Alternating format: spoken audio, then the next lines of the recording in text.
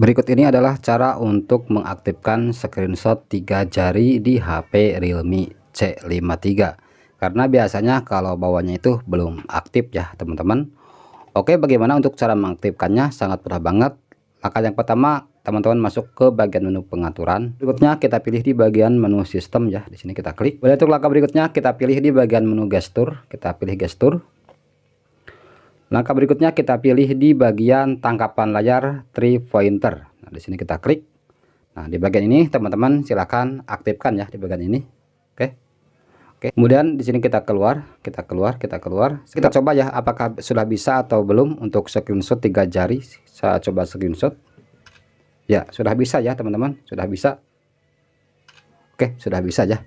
Jadi itulah caranya untuk mengaktifkan screenshot 3 jari pada HP Realme C53. Video ini saya akhiri, terima kasih. Wassalamualaikum warahmatullahi wabarakatuh.